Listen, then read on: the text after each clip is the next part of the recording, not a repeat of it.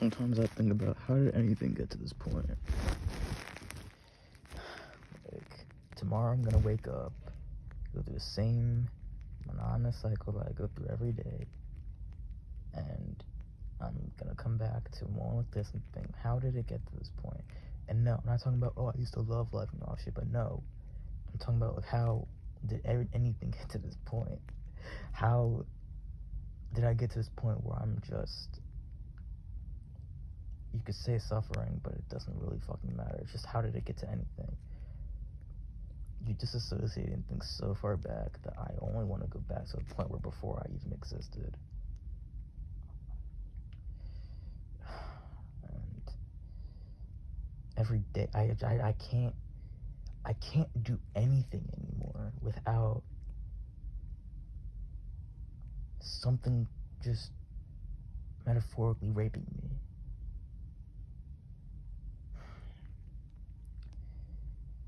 I can't do anything. For example, like, I don't even like to use social media anymore. I basically don't use it anymore. But think about it for a minute. What, besides stalking other people, what's the point of using social media? What's the point of social media? Besides stalking other people, well, it's for people to impose their values onto you. It's basically for everyone to just rape each other with their cultural values. People say, well, you're choosing to do on social media. People are just expressing their opinions, just let the algorithm just randomly decide what values they want to shove down your throat. I can't do anything without some form of just culture just going into my head, and every time I think about it, it just repulses me. It's so disgusting. It's just like, here's an example, like this term I hear a lot, nonchalant. I fucking hate that word. If you look up the actual definition of it, it could be synonymous with me, and that's what people in real life have said, but I don't call myself nonchalant. I don't try to be nonchalant. I'm just being myself, and that's what social media says. To attract connections, you have to be yourself, even though I don't want connections. I don't want anything. I don't want to do anything. Well, who wouldn't want connections? What the fuck? You don't have a desire for anything? You don't want friends? You don't want connections? No, I don't want to do anything. I don't have dreams either. You don't have dreams? These people say you have to follow your dreams. Well, I don't want to follow my dreams, because my dreams are just delusions created by my culture. The only thing I want is for my dreams to be splattered all over the fucking wall.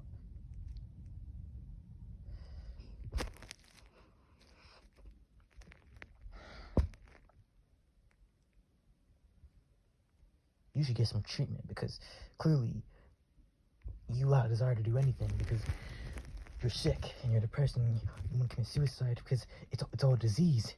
It's all disease, and survival is so important, you see? Living is so important because life is inherently valuable, but it's really not.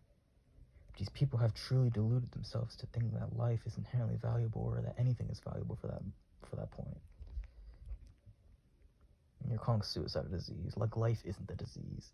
And no, you can't just say, well, you're just being a major pessimist, because can you really think about this for a second? Before you were even alive, you did not exist, yes. There was just non-existence, and then out of nowhere, you exist. You are literally infected with life. And you people could think that I'm being pessimistic, but what comes with life? Suffering is life affirming. Suffering is bound to happen in life. Yes, life is suffering, but people misinterpret that phrase. People interpret it to say that life has suffering, but they don't understand that it's life itself that is suffering. Awareness is suffering. There's a reason why they say, the less you know, the better, because that's true. The less you know, the better. They don't, because I don't know why people act like life is a gift. You didn't ask for life. And people, it's the reason why suicide is a taboo. It's the reason why they think suicide is wrong. It's the reason why they think murder is wrong. It's because they think life is inherently valuable. You don't think life is valuable? You really want to commit suicide? Well, you're sick. Because you want to commit suicide as a disease. Suicide is a disease, and you must get some treatment. You must get some treatment since you don't have the desire to do anything, since you don't want to make friends, and since you're so isolated. you must get this treatment. The only treatment I want is a bullet in my skull. That's the only treatment I want. Of course, I can't be vocal about that because I'm not trying to become involuntarily committed. But I just don't understand this anymore. Just like, I just don't understand this anymore.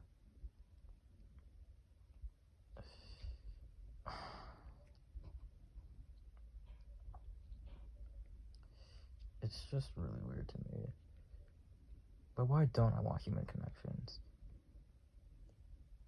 For one, I don't know. I guess I could say I prefer to be alone, but I was never good at making connections anyway.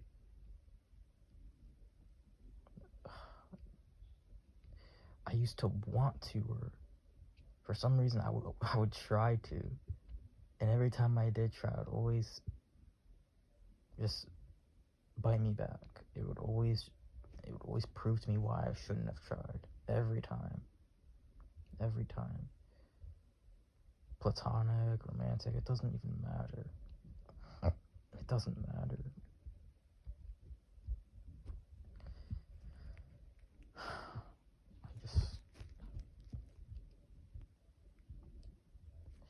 Yeah, I live a really solitary life, even though I currently go to school and I have to be around people, but after I graduate in a few months, what's there to be? Besides more school and more work, because you either have to go to school or you have to work. You have no choice. You have to contribute to a society you never want to be a part of. It's really fucking awesome, isn't it?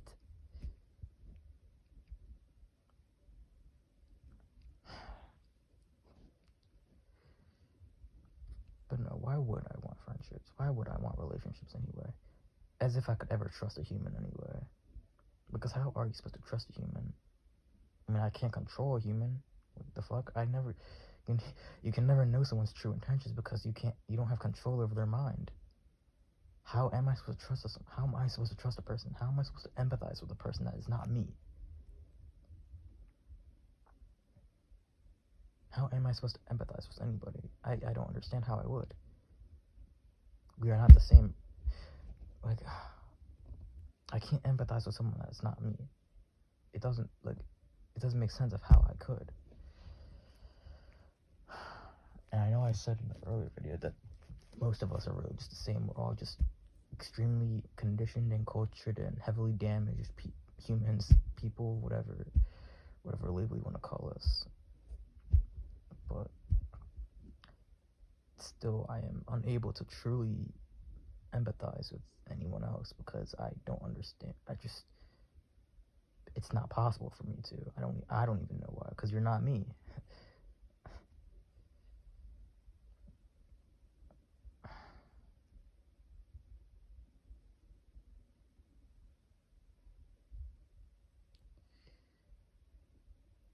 But imagine this. Imagine if I was just a center of excitement or a center of attention or whatever.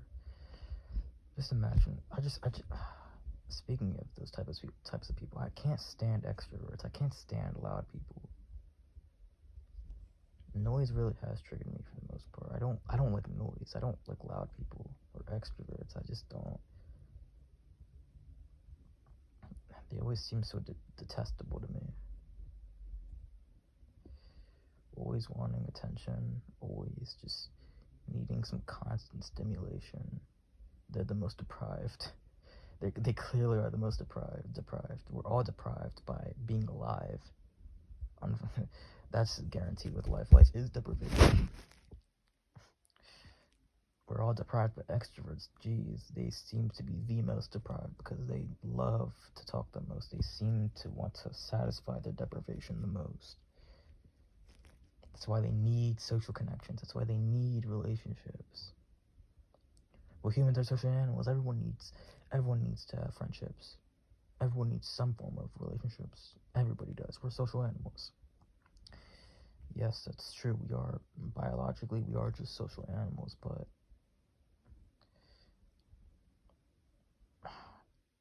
if everyone, we're social animals, yes, but I realize that these introverts, extroverts, ambiverts, while they are cultural labels, there is some legitimacy to them. but most of the meaning of these labels are just, or most of the core principles, or core principle of the standard of these labels are just, they're really just cultural abstractions. That's really all they are. Like,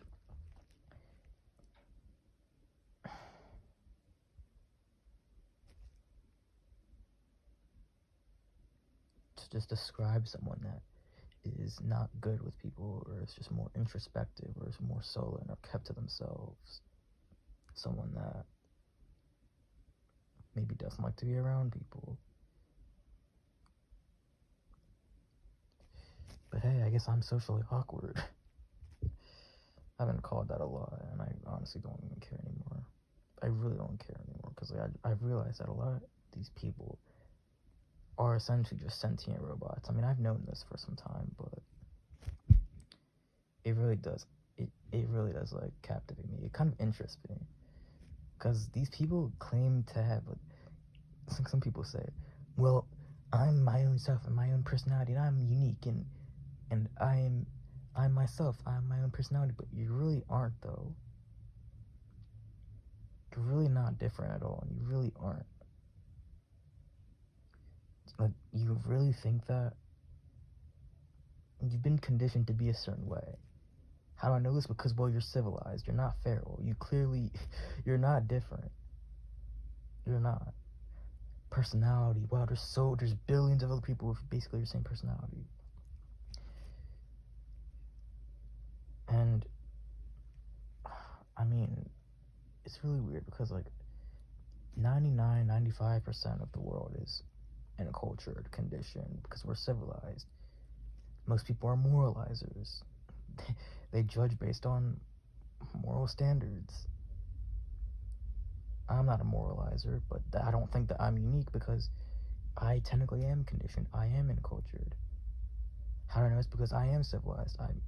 I'm not feral. I'm just aware of this conditioning. I'm aware of this enculturation, and I reject it. That's the only thing that's different about me, is that I actually reject these tools that were just used to maintain civilization, that conditions and controls all of us. That's it. I just reject them. You can't undo this damage. You can't undo this.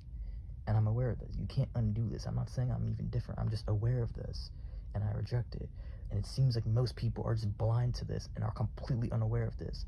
And that's the only reason why I think I'm slightly different than anybody.